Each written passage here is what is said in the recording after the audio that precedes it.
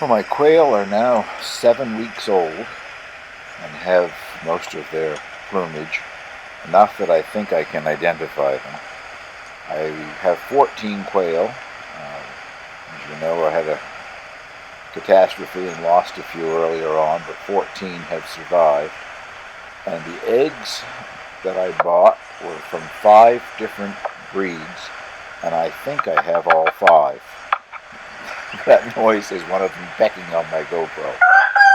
In just a moment, I'm going to pick out some from each of the 5 breeds and put them in a box with the GoPro so you can get a closer look at them. What they're enjoying there now is a tray of lettuce that didn't grow very well, never did get large enough for me to use, so I've put it in and the quail are enjoying it.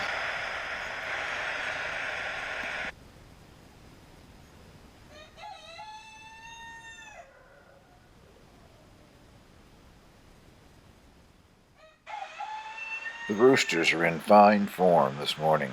As I look at the 5 breeds individually, at least I think I have the 5 breeds, as I've said. Anybody who breeds quail and breeds these particular kinds of quail, if you think I'm wrong, please correct me. I'm no expert on this. I've just been online looking at photos of the different breeds of quail, and it seems to me that I have all 5. So in just a moment here, we'll start examining them in a box. All except for Mr. Tuxedo Quail. Quite comical, I'll show you that part too, but he's quite determined he's not going to be in a box.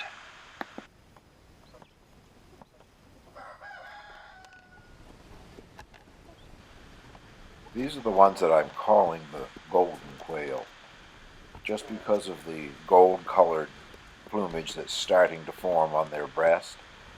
I also have brown quail, which I'll show you one of in a few minutes here, and basically look the same as this breed, only they don't have the gold feathering coming in there. So I'm saying that these ones are the gold quail.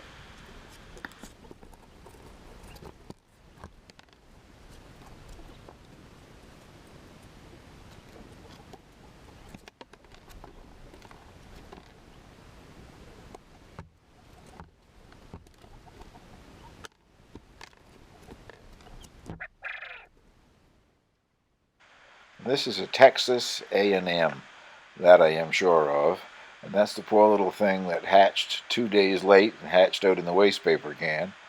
And she has a birth defect, or he has a birth defect. I'm not sure which it is. You can see how it holds its head.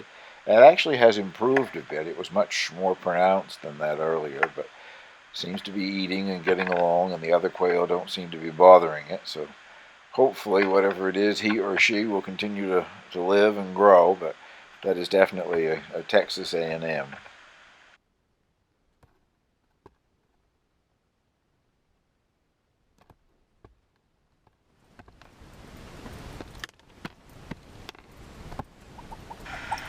This one is a Tibetan quail, what they call straight color, and I'm fairly certain of that one, I guess.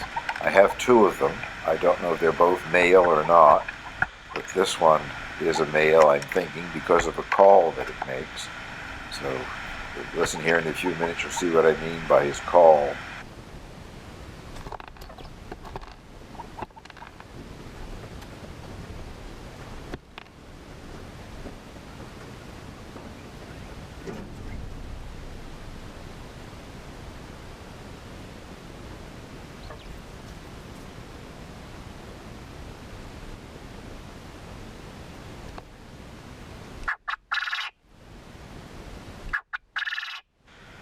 That was the call that I'm speaking of, and several of the breeds have birds that are making that call, so I'm assuming they are male.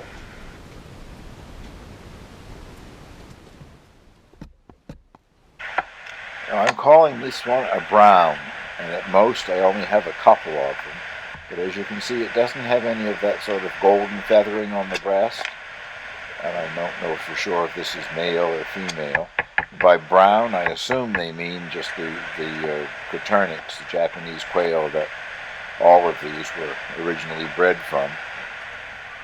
In my opinion, this is a brown quail anyway.